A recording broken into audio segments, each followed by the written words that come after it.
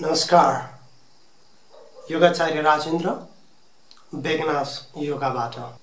उपनिषद उपनिषदको अर्थ हुन्छ गुरुको सानिध्यमा बसेर सिक्नु। तर कसरी बस्ने, कसरी सिक्ने, के सिक्ने? गुरुको सानिध्यमा बसेर बिना कुनै सिकाइ सिक्ने ज्ञान उपनिषद हो। वैदिक सनातन दर्शन अनुसार वेद, उपनिषद, पुराण यी साहित्यका ज्ञानका खण्डहरू हुन्, जसमध्ये सबभन्दा पहिला वेद, त्योभन्दा पछाडि उपनिषदको चर्चा हुन्छ। उपनिषद मूलतः वेदको ज्ञानकाण्ड, वेदमा भएको ज्ञानको पाटोलाई लिड गर्छ। त्यसमध्ये हामीले हिजोबाट ईशावास्योपनिषद माथि चर्चा सुरु गरेका छौं। ईशावास्योपनिषद माथिको चर्चामा हिजो हामीले पहिलो सूत्रलाई चर्चा गर्यौं। आज थोरै म उपनिषद बारे बताउँछु र दोस्रो नम्बरको सूत्रमा जान्छु। गुरुसँग बसेर सिक्ने त्यो सिकाइ, जुन सिकाइ मौनतामा आधारित हुन्छ, बिना कुनै शब्द, बिना कुनै निर्देशन, बिना कुनै अनुशासन, पूर्णतया आजादीका साथ स्वस्फूर्त रूपमा सिक्ने सिकाइ, आर्जन गरिने ज्ञान नै उपनिषद हो। उपनिषद गुरुसँग बसेर सिकिने ज्ञान। यसको अर्थ के हुन जान्छ? नितान्त तपाईको निजी अनुभवमा रहेर सिकिने ज्ञान। ट्युसन हुन्छ नि, हामी बाहिर अन्ततिर पढ्न जान्छौं, कोचिङ स्कुल अन्ततिर पढ्न जान्छौं नि। यो त इन्ट्युसनको कुरा हो कि तपाई जहाँ हुनुहुन्छ, जस्तो अवस्था हुनुहुन्छ, गुरुसँग बसेर ज्ञान सिक्ने क्रमलाई उपनिषद भनिन्छ। त्यसमध्ये आज हामीले ईशोपनिषदको दोस्रो मन्त्रको बारे व्याख्या गर्नेछौं।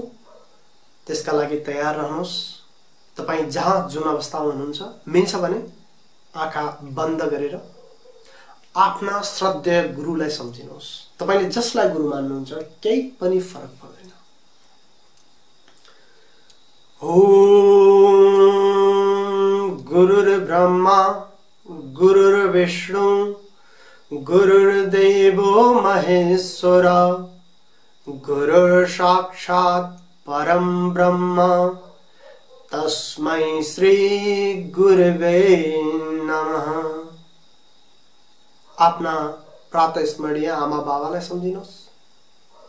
तपाईका हितैषी मित्रहरूलाई सम्झिनुहोस् र याद गर्नुहोस् ती व्यक्तिलाई जसको तपाईले जीवनमा कल्याण चाहनुहुन्छ।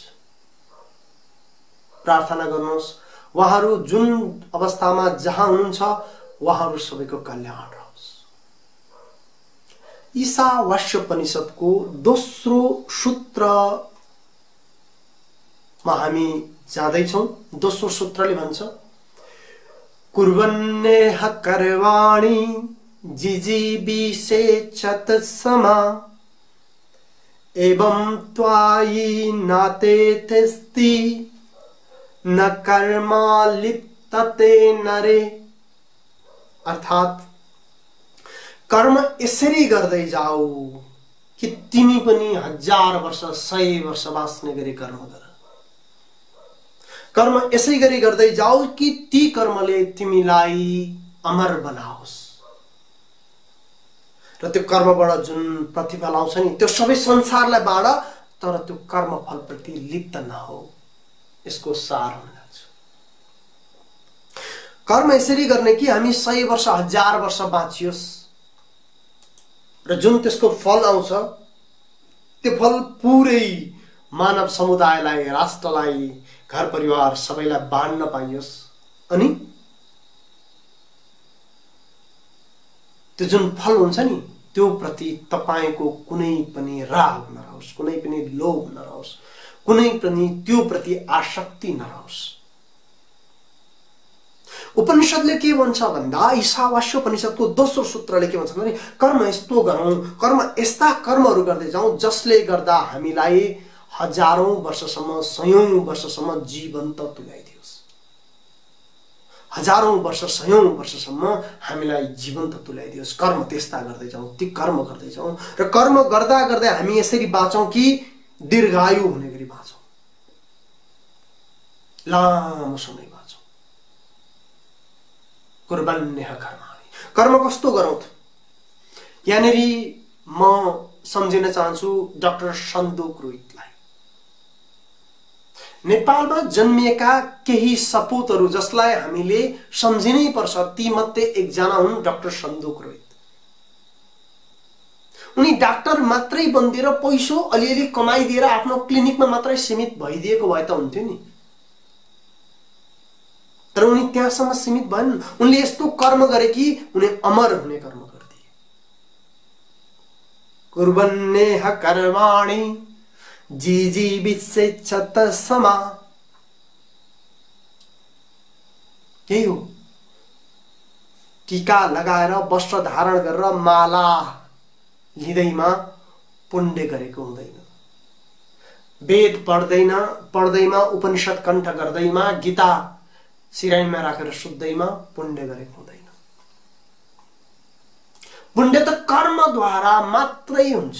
उपनिषदले नि यही भन्छ, गीताले नि यही भन्छ, वेदले पनि यही भन्छ, सबै धर्मशास्त्रले यही भन्छ कि आँखाको रेटिना सम्बन्धी प्रब्लम, आँखा सम्बन्धी प्रब्लम, आँखाको लेन्स सम्बन्धी प्रब्लम हामी जस्तो अविकसित देशमा, जसलाई थर्ड वर्ल्ड भनिन्छ, यहाँ बसेर उनले जतिलाई सेवा गरे नि, उनी सायद युरोप अमेरिका गएको भए योभन्दा आलिशान महलमा बस्न पाउँथे होला। तर उनले कहिले पनि त्यतातिर ध्यान दिनु। उनी सेवामै लागे, सेवा नै गर्दै बसे। त्यस्तै कुलमान घिसिङ, उनले यस्तो कर्म गरिदिए कि नेपालको एउटा अँध्यारो कालखण्डै बदलियो। कर्म यस्तो गरौँ जसले हामीलाई अमर बनाइदियोस्। यस्तो कर्म गर्दै गरौँ जसले तपाईको मात्रै होइन, उनी त्योभन्दा अगाडिका सिइओ जसरी, उनी त्योभन्दा अगाडिका कार्यकारी अधिकृत जसरी पैसामा बिकिदिएको भए पनि त हुन्थ्यो नि। कुलमान घिसिङ के फरक पर्थ्यो र? बिकेकै थिए अरू, उनी बिकेनन्। फलत हामी सबैको प्रार्थनामा उनको पनि नाम जोडिन्छ। हामी सबैले को हो त नि, कति राम्रा मान्छे छन् भन्दा उनको नाम जोडिन्छ, उनी आउँछन्। दोस्रो सूत्रले भन्छ कि कर्म यस्तो गरौँ, कर्म गर्दा गर्दै हामी 100 वर्ष, 1000 वर्ष बाँचौँ र ती कर्मले हामीलाई अझ बढी बचाओस्। अनि त्यो कर्मले जुन फल आउँछ नि, त्यो फलको सबैले भाग लिनु। त्यो फलबाट आउने प्रतिफल, जुन कर्म गरिन्छ त्यो कर्मबाट आउने प्रतिफल सबैले भाग पाउन्, जसमा सबैको कल्याण होस्।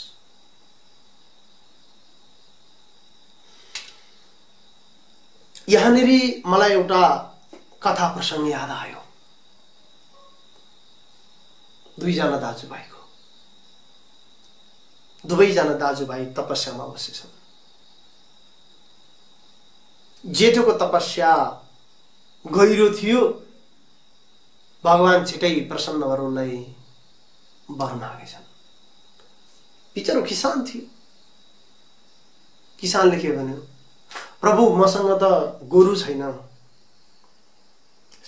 जसले गर्दा मैले मेरो खेतीपाती गर्न पाइनँ, मलाई एक हल गोरु दिनु पर्यो। अनि भगवान प्रसन्न थिए, उनले तथास्तु भनिदिए। यस्तो चमत्कारिक गोरु दिए कि बिजुली चाहिँ छिटो काम गर्ने, तुरन्त खेतबारीको काम सकिदिने अत्यन्त बलशाली गोरु। केही समयपछि भाइसँग पनि भगवान प्रसन्न भए। अनि भगवानले सोध्नुभयो, तँलाई के वर चाहियो ल भन्।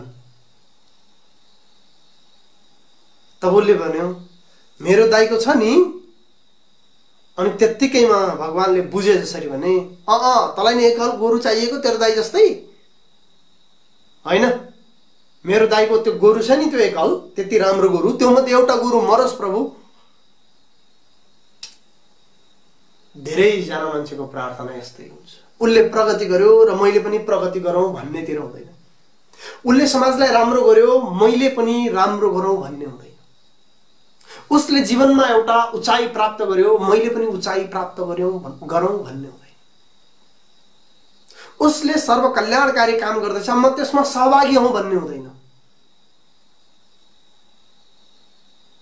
यहाँ त दाजुको गोरु कुन बेला मरोस् भनेर प्रार्थना गर्ने भाइहरू थुप्रै छन्। थुप्रै मान्छेका घरमा छन् यस्ता भाइहरू, थुप्रै व्यक्तिका घरमा छन्। यहीँबाट सबै समस्या सुरु हुन्छ। र उपनिषदले के भन्छ कि यस्तो कर्म गरौँ कि जुन कर्मले हामीलाई 100 वर्ष बचाओस्, 1000 वर्ष बचाओस्। अनि त्यो कर्म गर्दा गर्दै जुन फल आउँछ त्यो पुरै समाजलाई बाँड्न सकौं अनि त्यसको फल पुरै समाजले लिन सकोस्। यदि महावीर पौन जस्तो व्यक्ति नेपालमा नबसिदिएर अन्त कतै गइदिएको भए, उनी जस्तो क्षमतावान मान्छे हाम्रा लागि त धेरै दुःखद विषय हुन्थ्यो। अन्डादा कोइराला जसले थुप्रै चेलीहरूलाई नरक जस्तो हुन लागेको जिन्दगीबाट बचाएर लिएर आएर एउटा स्वाभिमानपूर्वक अगाडि बढ्न सिकाइन्। उनी त थुप्रै मान्छेका लागि दिलको धड्कन हुन्।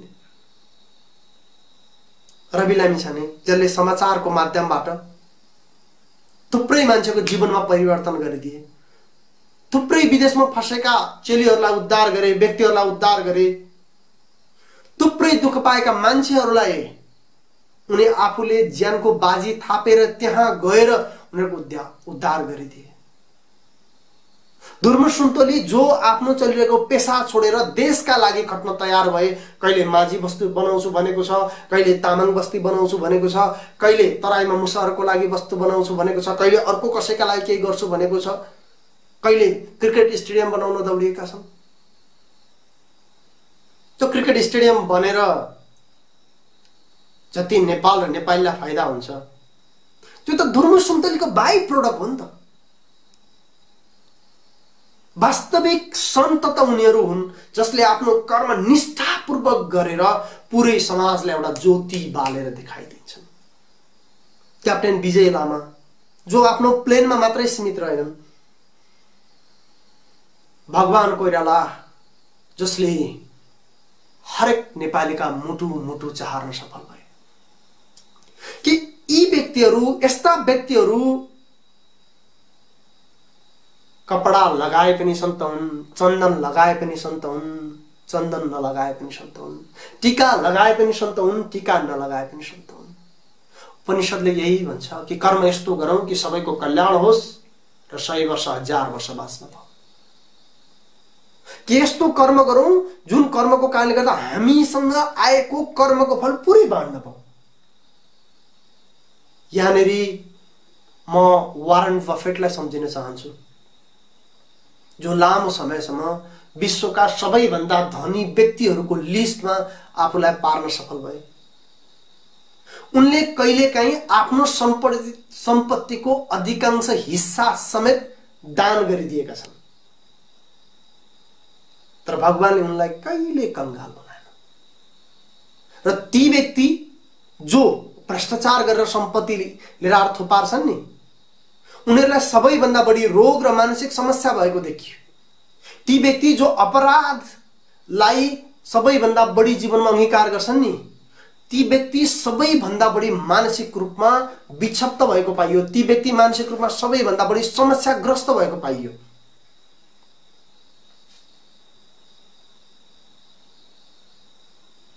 एउटा सानोमा हामीलाई भन्ने गरिन्थ्यो स्कुलमा एउटा वाक्यांश, बाँडीचुडी खाएको, खिर खाएको, एक्लै खाएको, गु खाएको। यो शब्द यसरी लाइभ मिडियामा प्रयोग गर्नु उपयुक्त हुन्छ कि हुन्न मलाई थाहा छैन।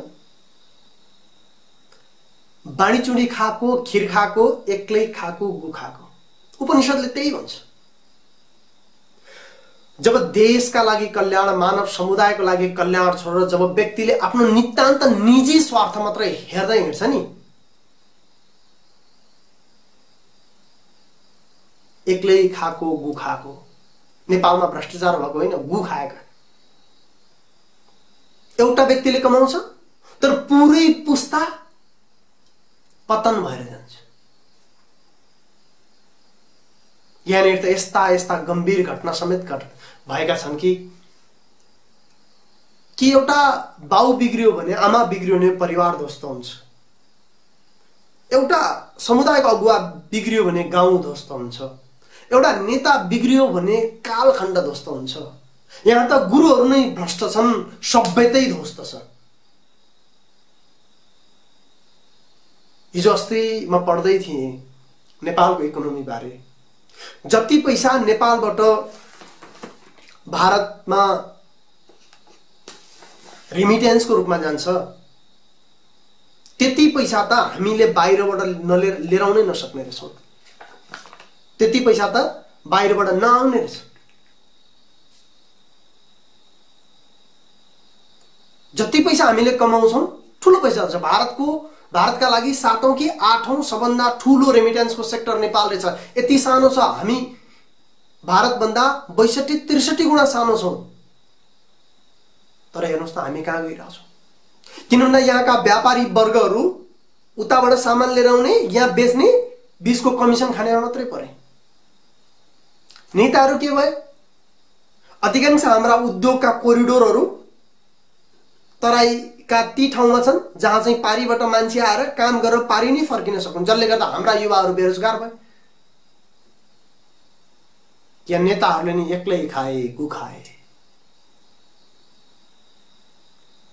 यो धर्मले भनेको, यो उपनिषदले भनेको कुरा भन्दा धेरै बाहिर गयो, धेरै बाहिर गयो। बाँडीचुँडी खाइएन। यदि ती उद्योगहरू अलिकति चुरे भन्दा माथि पहाडमा बन्दिएको भए तराईका मान्छेले नि जागिर पाउँथे, पहाडका मान्छेले नि जागिर पाउन्थे। हाम्रा युवा बाहिर जानु पर्ने थिएन। धेरै युवा यही जीवनयापन गर्न सक्ने थिए। कि हामी एकपल्ट सोचौँ उपनिषदले के भन्छ? उपनिषदले पुण्यको कुरा मात्रै गर्दैन, स्वर्ग जाने कुरा मात्रै गर्दैन। यसले सबैभन्दा पहिला व्यक्ति रूपान्तरण र रूपान्तरित व्यक्तिले समाज रूपान्तरण गर्नुपर्छ भन्ने कुरा गर्छ। यो पूजा गर्ने विषय मात्र होइन उपनिषद, यो मनन गर्ने र समाजका लागि अझ जुझारु भएर लाग्ने विषय हो। तपाईँ शिक्षक हुनुहुन्छ भने शिक्षक नै बनेर अगाडि लाग्नुहोस्। तपाईँ साहित्यकार हुनुहुन्छ भने साहित्यकार नै बनेर अगाडि लाग्नुहोस्। गायक हुनुहुन्छ भने गायकै बनेर अगाडि लाग्नुहोस्। र यसरी लाग्नुहोस् कि तपाईँका गीतहरूले, तपाईँका शब्दहरूले मान्छेका रौँमा झङ्कार उत्पन्न होस् र मान्छे एउटा सकारात्मक कर्मका लागि अगाडि बढोस्। इटालीमा एकजना दार्शनिक थिए 14औं शताब्दीमा। उनी यति इमानदार थे कि उनको प्रभावले गर्दा उनको प्रान्तमा पुरै हत्या हिंसाको मात्रै कम भइदियो। हत्या हिंसा जुन मात्रामा हुन्थ्यो त्यो मात्रा नै कम भयो। थाइल्यान्डमा एउटा परीक्षण भएको थियो विपस्सना ध्यानमाथि। त्यहाँका कर्मचारीलाई विपस्सना ध्यान गराउँदा 35% भ्रष्टाचार कम भयो अरे। Why we can't apply that? हामीले किन गर्न सक्दैनौँ? बिहान उठेर 10 मिनट, 15 मिनट, 20 मिनट ध्यानका लागि एउटा वातावरण बनाउनु, हामी शान्त हुन सक्छौँ। अहिलेका दिनमा दैनिक रूपमा 8-10 जना मान्छे भन्दा बढी आत्महत्या गरिरहेका छन् लकडाउनको कारणले गर्दा। व्यापार व्यवसाय बन्द भयो। व्यापार व्यवसाय बन्द भयो, गरिबी छ, ऋण त्यत्तिकै छ, घरमा झै झगडा गरिबीले गर्दा। सायद ध्यानको गहिराईमा पुग्न सकेको भए लोभको मात्रा कम हुन्थ्यो होला। लोभको मात्रा कम हुन सकेको भए जीवनको गुणस्तर बढ्थ्यो होला। मान्छेलाई त अभावले पिरोल्ने होइन नि त, लोभले पिरोल्ने हो नि त। मान्छेलाई गरिबीले दुःख दिने होइन नि त, भित्र भएको कुण्ठाले दुःख दिने हो नि त।